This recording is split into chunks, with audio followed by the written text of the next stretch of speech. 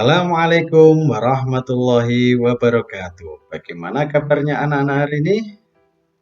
Alhamdulillah luar biasa. Yes, tetap semangat anak-anak ya. Masih bertemu saya lagi Pak Roni. Kita akan belajar tema 7 subtema 3 pembelajaran 5 Mopel Bahasa Indonesia IPS dan SPDB. Masih peristiwa mengisi kemerdekaan. Lihat, di sini ada gambar yang menyatakan ada apa ini? Betul, yaitu undangan dan dihias dengan sangat baik. Ya, kita akan membahas tentang itu. Baiklah anak-anak, sudah siap ya? Kita telah membahas di PP 4 kemarin, yaitu tentang bagaimana mengamalkan sila-sila Pancasila. Nah, kamu telah belajar membuat surat juga kan di PP 3 kemarin. Kali ini kamu akan membuat sebuah surat undangan yang dipadukan dengan motif seni lukis daerah. Bagaimana hasilnya? Mengisi kemerdekaan dapat kita lakukan dengan berbagai hal positif. Mengisi waktu dengan berlatih dan mengasah kreativitas dan keterampilan adalah salah satunya. Keterampilannya didukung dengan kreativitas akan mampu menghasilkan karya atau produk-produk yang berkualitas, indah, dan berguna. Masih ingatkah kamu apa itu undangan setengah resmi? Ingatlah kembali dan tuliskanlah tempat yang ya. Undangan setengah resmi merupakan undangan yang mengatasnamakan perorangan yang ditujukan kepada perorangan maupun instansi atau organisasi. Tentunya kamu juga masih ingat kan arti dan ciri seni lukis daerah itu? Coba tuliskanlah di tempat yang tersedia. Nah, betul. Seni lukis adalah seni menggambar objek-objek berupa pemandangan alam, tumbuhan, binatang, manusia, benda, alam untuk menimbulkan perasaan keindahan. Seni lukis daerah mengandung nilai-nilai budaya yang berkembang di suatu daerah. Ciri-cirinya apa saja tuh? Ya, satu, sesuai dengan budaya daerah. Dua, biasanya menggunakan warna alam. Tiga, bahan dan teknik lukis berbeda tiap-tiap daerahnya. Empat, menampilkan ciri khas daerah tersebut. Itu adalah seni lukis yang berada di daerah tersebut ya. Coba lihat. Ini ada gambar. Gambar apa ini? Kepada siswa-siswi SD Nusantara, ayo hadiri dan saksikanlah pentas seni kreasi anak bangsa. 1 November 2016 di Aula SD Nusantara. Pukul 8. Keterampilan ini adalah keterampilan menulis surat undangan. Ya, dalam menulis surat undangan seperti ini harus ada perpaduan antara keterampilan menulis dan keterampilan melukis. Jika dipadukan akan menjadi sebuah karya yang sangat indah dan menarik.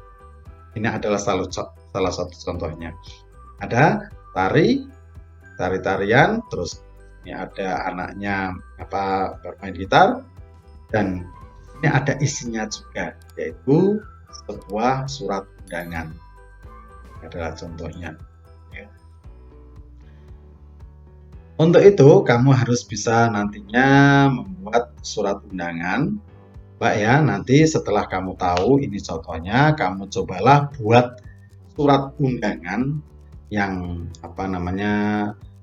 tidak resmi dengan memperpadukan gambar kamu dan juga isinya surat undangan menulis. Jadi keterampilan melukisnya. Oke, kita lanjutkan. Cerita pengalamanku apa saja? Coba. Ini ada nama kegiatan lomba, yaitu lomba olahraga sekecamatan tingkat SD. Yang kedua, bagian yang paling menarik apa? Merancang desain undangan yang bertema olahraga. Yang ketiga, kesulitan yang dialami, sulit memadukan warna agar undangan bisa bagus dilihat dan menarik seperti tadi ya. Yang selanjutnya, pendapat saya tentang kegiatan ini, menurut saya kegiatan membuat undangan ini bagus agar siswa lebih terampil dan aktif. Setelah membuat surat undangan tadi ya, yaitu memperpadukan antara apa tadi?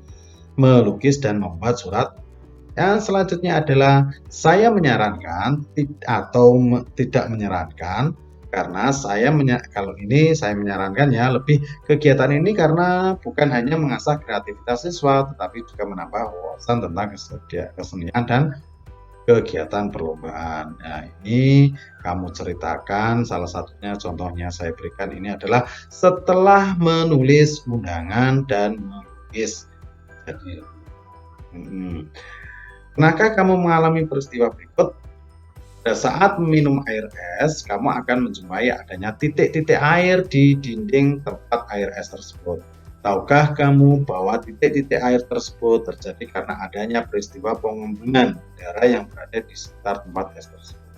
Udara mengalami peristiwa pengembunan karena udara di sekeliling gelas atau plastik melepaskan kalor atau panas pada es di dalam wadahnya. Hal tersebut karena suhu udara di luar gelas atau plastik lebih besar atau tinggi dibandingkan dengan suhu es dalam gelas atau plastik. Peristiwa pengembunan ini yaitu yang sering kita jumpai, yang lainnya adalah ketika pada saat pagi kita melihat ada titik-titik air di daunan.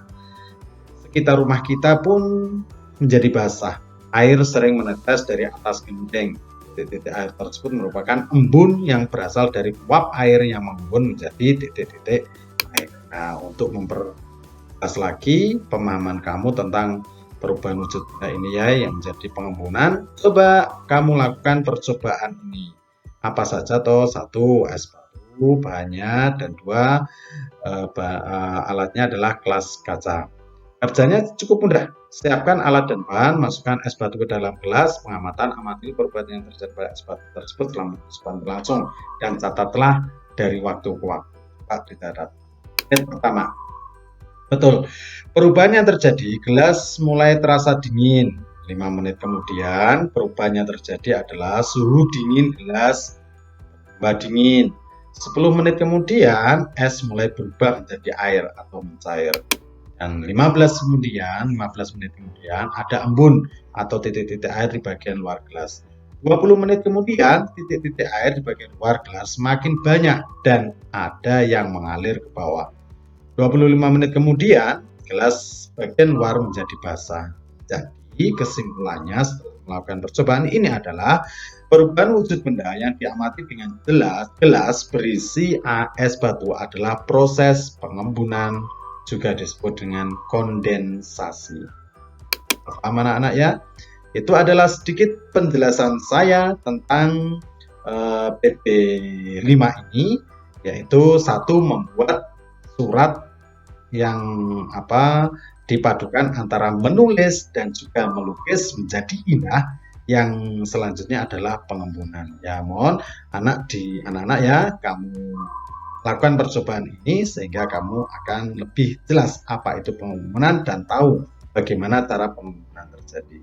Demikian yang bisa saya sampaikan, kurang lebihnya mohon maaf yang sebesar-besarnya. Tetap semangat belajar dan selalu hidup sehat, tangan, pakai masker ketika keluar. Dan saya akhiri dengan bacaan dulu ya. Alhamdulillahirrabbilalamin. Akhiri, assalamualaikum warahmatullahi wabarakatuh. Tetap semangat belajar, jangan lupa like dan subscribe. Assalamualaikum warahmatullahi wabarakatuh.